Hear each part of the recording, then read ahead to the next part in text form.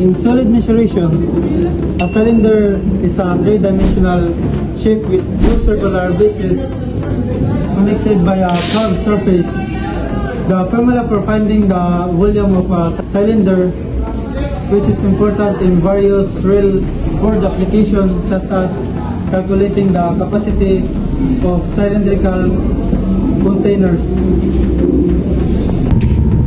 The rectangle is the word side figure without opposite sides that are equal in the length and 4 right angles.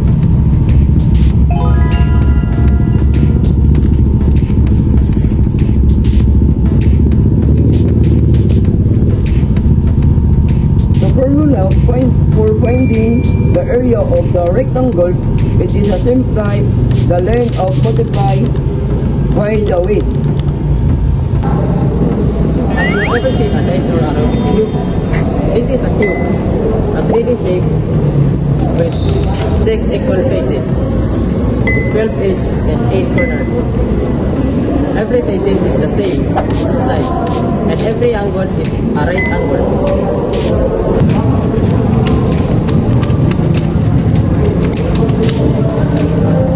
It's one of the most perfect and balanced shape in geometry.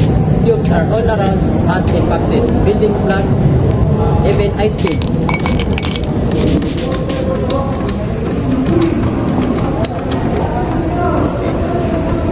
Simple, strong, and symmetrical. The cube is a solid example of mathematical beauty in everyday life. A sphere is the perfect round three-dimensional shape. Every point on its surface is the same distance from the center. A ball is a commonly example of the sphere, like a basketball or a soccer ball. In geometry, sphere is the correct term for this kind of 3D object, unlike in circle, which is a flat. Sphere is a round in all directions. A circle is a round flat shape where all points of the edge are the same distance from the center. A tire is a good example of a circle with view of the front.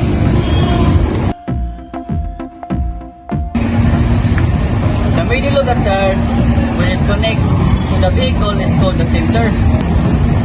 The distance from the center to edge is the whole of the edges.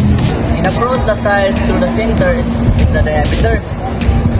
The edge of the tire that rolls on the ground shows the circumstance of the circles.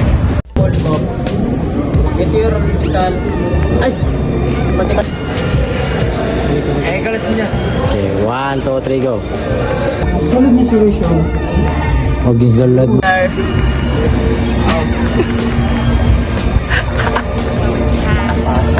is the center of the circle.